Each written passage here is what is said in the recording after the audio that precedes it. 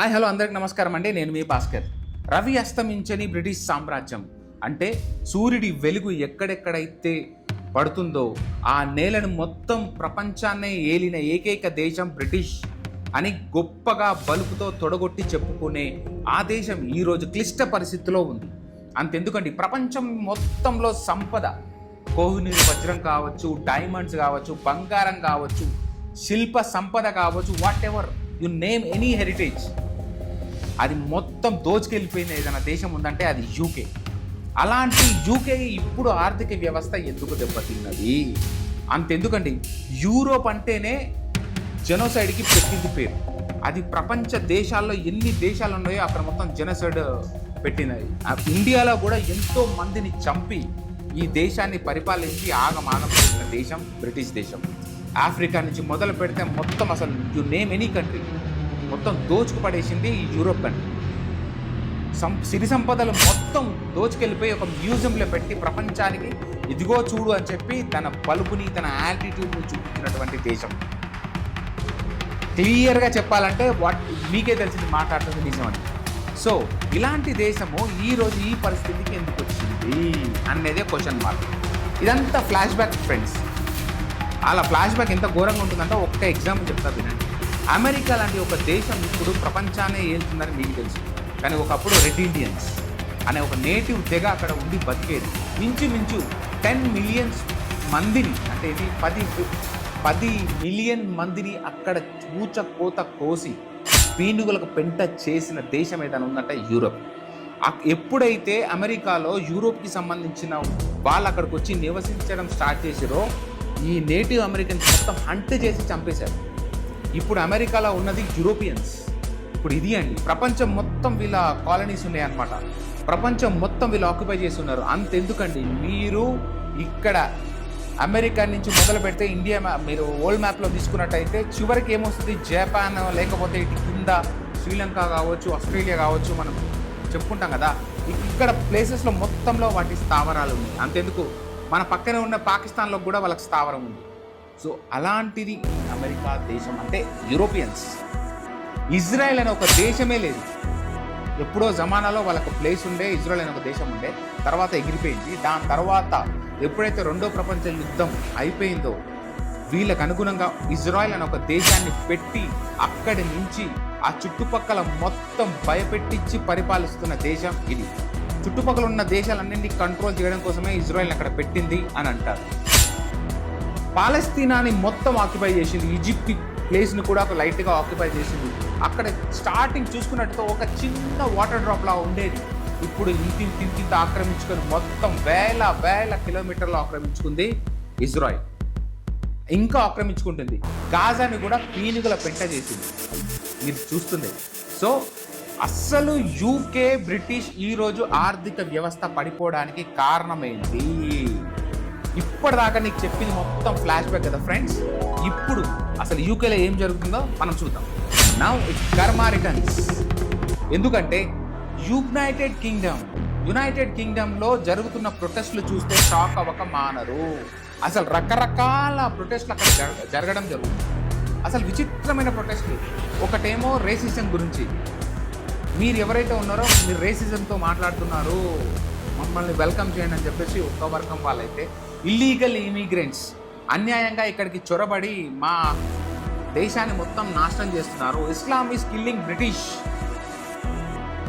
Killing Britain country అని చెప్పి కొన్ని స్లోగన్స్ అయితే, పాలస్తీన్లు కావచ్చు, లేకపోతే అక్కడ ఉన్న ఇస్లామ్స్ కావచ్చు, ఇజ్రాయెల్ మీద ప్రొటెస్ట్ చేయడం జరుగుతుంది. పాలస్తీనాన్ని కాపాడమని చెప్పడం జరుగుతుంది. అక్కడ వాట్ నాట్ అసలు చాలా ప్రొటెస్టులు జరుగుతున్నాయి. ఇక్కడ మనం ముఖ్యంగా మాట్లాడుకోవాల్సింది ఎవరి గురించి అంటే టామీ రాబిన్సన్. అసలు ఈ టామీ రాబిన్స్ ఎవరు? ఈ టామీ రాబిన్సన్ ఒక్క ఫైట్ దేని గురించి, ఎందుకోసం అని చెప్పి చాలామంది అపోహలు మనలో ఎంత ఇండియన్స్ గో బ్యాక్ అనే ఏదో నినాదాలు చెప్పి మన ఇండియన్స్నే తరిమేస్తున్న అపోహలో మనం ఉన్నాం.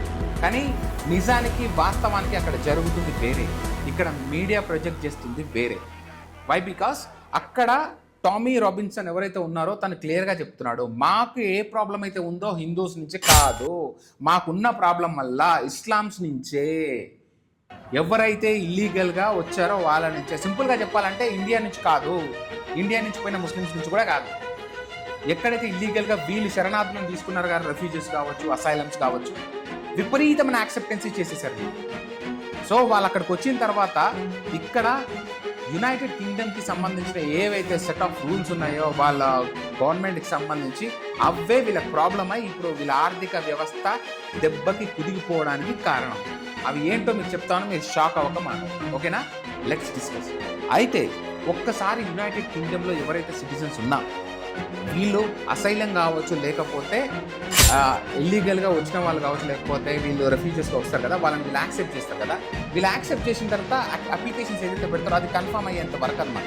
సో వీళ్ళు ఒక్కసారి రెఫ్యూజీస్కి యాక్సెప్ట్ చేశారు అంటే వీళ్ళ ఫుడ్ దగ్గర నుంచి మొదలు పెడితే వీళ్ళకి హౌస్ ఇవ్వడం, షెల్టర్ ఇవ్వడం, వీళ్ళ పిల్లలకి ఎడ్యుకేషన్ ఇవ్వడం. అంతెందుకండి, వీళ్ళ పిల్లలకి నెలకి అక్కడ ఎవరెవరైతే పిల్లలు ఉంటారో, ఎంతమంది అయితే పిల్లలు ఉంటారో అంతమంది పిల్లలకి వాళ్ళ ప్రొటెక్షన్ కోసం కావచ్చు, వాళ్ళని చూసుకోవడం కోసం కావచ్చు, గవర్నమెంట్ అక్కడ కొంత డబ్బు ఇవ్వడం జరుగుతుంది. ఎంతమంది పిల్లలు ఉంటే అంతమంది. సో వీళ్ళు రెఫ్యూజీస్గా వీళ్ళు ఒక్కసారి వీళ్ళు సిటిజన్గా సెట్ అయిపోయారనుకో ఇంకా అంతే.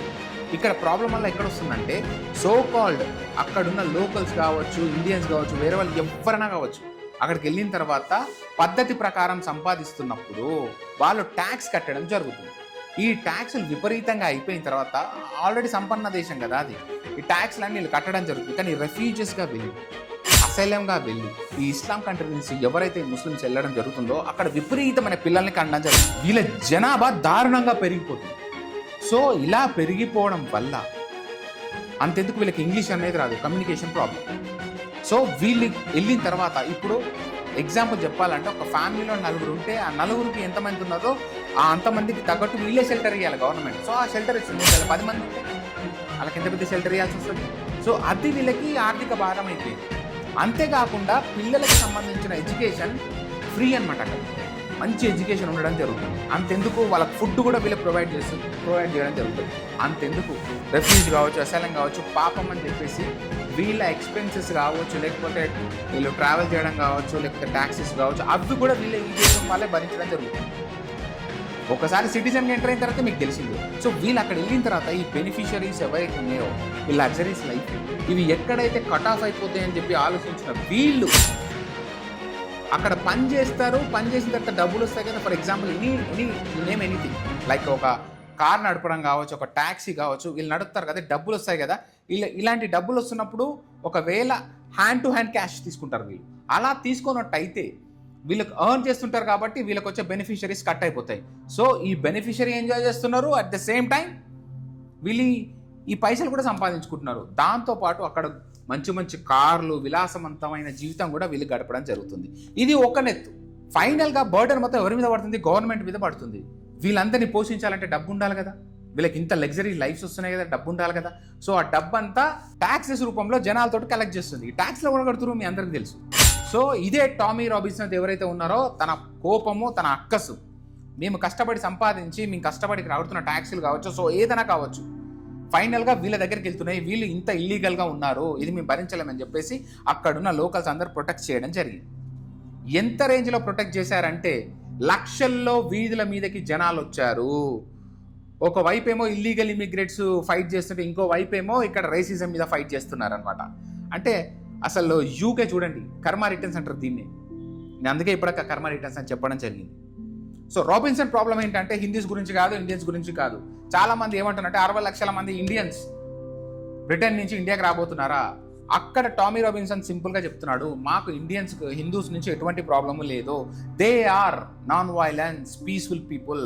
మాకు ప్రాబ్లం వల్ల వీళ్ళ దగ్గర నుంచి వచ్చింది. వీళ్ళు ఏంటంటే ఎక్కడైతే ఈ గ్రూప్స్ ఉంటారో వాళ్ళు ఫస్ట్ ఇది ఎట్లా స్టార్ట్ అయిందంటే ఒక డర్టీ, వీళ్ళు ఏదైతే గార్బేజ్ ఉంటుందో తీసుకొచ్చి రోడ్ల మీద ఇవ్వడం జరుగుతుంది. జనరల్గా అయితే తడి చెత్త, పొడి చెత్త మన దగ్గర ఉంటుందో అక్కడ కూడా నీట్గా క్లీన్గా ఉండేది అనమాట. అలాంటి ప్రదేశము జనాలు గుమ్ముకూడేసరికి వీళ్ళు ఎక్కువైపోయేసరికి నీట్నెస్ లేకుండా గార్బేజెస్ అంతా అలాగే వేయడం జరిగింది. వీళ్ళు ఆ గార్బేజెస్ అనేది క్లీన్ చేయకుండా ఈ లోకల్స్ ప్రొటెస్ట్ చేయడం జరిగింది. ఇది అలా స్టార్ట్ అయ్యి ఇంకా పెద్దగా పెరిగిపోయింది అనమాట. సో వీళ్ళు ఏం చేస్తున్నారంటే అన్యాయంగా విచిత్రమైన రూల్స్ పెట్టి మన దగ్గర ట్యాక్స్లు అవుతున్నారు కదా. ఏడా మన ట్రాఫిక్ పోలీసుల చేతిలో ఒక కెమెరా ఉంటుంది, కచా కచా కచా ఫోటోలు తీస్తారు. తీసిన తర్వాత ఫైన్ మన ఇంటికి వస్తుంది, సచ్చినట్టు మనం ఫైన్లు కట్టాలి. మనకేమో సరదా, వాళ్ళకేమో మంచిగా టకటక ఫోటోస్ తీస్తారు, మన దూలు తీసి పారేస్తారు. వెనకాల చూసుకోము, ముంగడు చూసుకోము. అసలు ఎందుకు ఫోటోలు తీస్తారు, దేనికి ఫోటోలు తీస్తారో తెలియదు. తీసి చూస్తే వేల చనాల కట్టక తప్పదు. ఇలాంటి ఎన్నో ఫైన్స్ మనం కడుతున్నాం కదా, ఇలాంటి ఎన్నో దుబారమైన ట్యాక్స్ కడుతున్నాం. ఫర్ ఎగ్జాంపుల్ జిఎస్టీ, ఇంకోటి సెంట్రల్ గవర్నమెంట్ ట్యాక్స్ ఉంటుంది, ఎస్జిఎస్టీ స్టేట్ గవర్నమెంట్ ట్యాక్స్ ఉంటుంది. అసలు ఎందుకు కడుతున్నాం మనము? అడిగేటోడు లేడు, ఏం లేదు. ఆల్రెడీ దాని మీద టాక్సేషన్ తోటే వస్తుందా? మళ్ళీ ఏదైనా మాల్కి కానీ మనం ఏదైనా షాప్ అయినా ఉంటే మళ్ళీ వాడు జిఎస్టీ ఇస్తాడు. దీన్ని ప్రశ్నించేటోడు ఉండడు. ఇలా నీ ఎలాగైతే దోచుకు తింటుందో, రక్తం పీల్చుకుందో మన గవర్నమెంట్, అదే విధంగా ఇంగ్లాండ్ గవర్నమెంట్ కూడా వాళ్ళని రక్తం పీల్చడం జరుగుతుంది, బ్రిటిష్ గవర్నమెంట్. సో దీది వాళ్ళకి నచ్చక వాళ్ళు ప్రొటెస్ట్ చేస్తున్నారు. They are on right path. మీరు చూడండి, ప్రపంచం మొత్తంలో ఏ దేశం అయితే ఒకప్పుడు క్రూరంగా ప్రవర్తించిన దేశం ఉందో ఆ దేశంలో సెట్ ఆఫ్ రూల్స్ చూడండి, వాళ్ళ సిటిజన్స్కి ఉన్న రూల్స్ చూడండి. ప్రతి ఒక్కరికి free education, the best education. పిల్లలకు ఎంతమంది పిల్లలు ఉంటే అంతమంది పిల్లలకి పోషణకి డబ్బులు ఇస్తుంది నెలకింత అని చెప్పి. అలాంటి దేశం ఎక్కడైనా ఉందా? అంతేకాకుండా వాళ్ళ సిటిజన్స్ కావచ్చు, లేకపోతే బయట నుంచి వచ్చిన రిఫ్యూజీస్ కావచ్చు, అసైలమ్స్ కావచ్చు, సపరేట్ ఇల్లులు ఇస్తుండాలి. ఇలా ఇల్లులు ఇచ్చుకుంటూ పోయి, షెల్టర్ ఇచ్చుకుంటూ పోయి, ఫుడ్ ఇచ్చుకుంటూ పోయి, పిల్లలకు ఫ్రీ ఎడ్యుకేషన్ ఇచ్చుకుంటూ పోయి, పిల్లలకు పైసలు ఇచ్చుకుంటూ పోతుంటే దేశం ఆర్థిక వ్యవస్థ కింద పడిపోతే పైకి లేస్తుందా? వాళ్ళ లొల్లి అదే, వాళ్ళ ప్రాబ్లం అది. ఇది జనాలకు తెలియదు. అంతే తప్ప ఇండియన్స్ మీద ఫైట్ చేసే వాళ్ళు ఇండియన్స్ అగేనిస్ట్ కాదు. 60 లక్షల ఇండియన్స్ కావచ్చు, లేకపోతే 1 కోటి మంది ఎంతమంది ఉన్న ఇండియన్స్ని తరిమి కొట్టట్లేదు, పంపించట్లేదు. సో ఎవరైతే పేరెంట్స్ ఉన్నారో వాళ్ళ ప్రాబ్లమ్స్ లేదు, బాధపడక్కర్లేదు. కాకపోతే ఇప్పుడున్న ఎవరైతే స్టూడెంట్స్కి వీసాస్ ఉన్నాయో స్ట్రాంగ్ చేస్తారు. దానికి టామీ రాబిన్సన్ క్లియర్గా చెప్పాడు, నేను ఇండియన్స్కి కావచ్చు, హిందూస్ కావచ్చు అగెనిస్ట్ కాదు, నేను కేవలం ఇస్లామ్స్కి అగెనిస్ట్. వాళ్ళకి అగెనిస్ట్ ఉండడానికి కారణం ఏంటంటే, ఇగో ఇలా ఉండడం వల్ల దేశాన్ని మొత్తం ఫస్ట్ పట్టిస్తున్నారు, గార్బేజ్గా చేస్తున్నారు. వాళ్ళ ప్రాబ్లం కూడా ఇండియన్ ముస్లిమ్స్ కూడా కాదు, ఏవైతే అరబ్ కంట్రీస్ ఉన్నాయో. అంతెందుకు సింపుల్ లాజిక్ చెప్పాలా? మీకు అరబ్ కంట్రీస్ ఉంటాయి కదా అండి, అరబ్ కంట్రీస్ కావచ్చు, సౌదీ ఖతార్ కావచ్చు, లేకపోతే ఇలాంటి చాలా కంట్రీస్ ఉంటాయి కదా, వీళ్ళు ఎందుకు యాక్సెప్ట్ చేయరు? వీళ్ళు కూడా ముస్లిమ్సే కదా. రెఫ్యూజ్ కావచ్చు, అసైలం కావచ్చు, వీళ్ళు ఎందుకు ఇయ్యరు? వీళ్ళు ఎందుకు స్ట్రిక్ట్ రూల్స్ ఉంటాయి? మరి మిగతా దేశాలు మాత్రం ఎందుకు అసైలం ఇచ్చి ఇవన్నీ చేస్తున్నారు? ఒక్కసారి ఆలోచించండి ఫ్రెండ్స్. ఎందుకంటే ముస్లిం, ఇస్లాం మొత్తం ఒకటి అంటారు కదా. మరి అలాంటప్పుడు ఈ అరబ్ దేశాలు ఈ ముస్లిమ్స్లకి షెల్టర్ ఎందుకు ఇవ్వట్లేదు? ఈజిప్ట్ లాంటి దేశాలు కూడా వీళ్ళని ఎందుకు రానివ్వట్లేదు, రిఫ్యూజర్స్ని, అసైలంని? ఇది ఒక రిలీజియన్ బేస్గా తీసుకుందామా, లేకపోతే ఒక కామన్ మ్యాన్ ప్రాబ్లమ్గా తీసుకుందామా అనేది ఒక వ్యూవర్స్ ఆలోచన బట్టి ఉంటుంది. బట్ మనం ఏం తీసుకున్నా, మనం ఏం చేసినా జరిగే నష్టం మాత్రం జరగక మానదు. ఆల్రెడీ ఇప్పుడు యూరోప్ కంట్రీ కూడా నాటో అని పేరు పెట్టిందే, కానీ నాటోలో ఉన్న దేశాలన్నీ ఈ యూరోపియన్ నేషన్ దేశాలే. అంతెందుకు గట్టిగా మాట్లాడితే యూఎస్ కూడా మీకు చెప్పాను కదా. సో అదే అనమాట, రేసిజం ఉన్న దేశాలే. సో ఈ దేశాలన్నీ వీళ్ళ స్వార్థం కోసము మిగతా దేశాలను భ్రష్టు పట్టించడం జరిగింది. ఆ భ్రష్టు పట్టిన దేశాలు ఎలా బతకాలో, ఎట్లా బతకాలో దేనక అక్కడున్న జనాలు పాపం అంటారా, అయ్యో అంటారా, మీ ఇష్టం.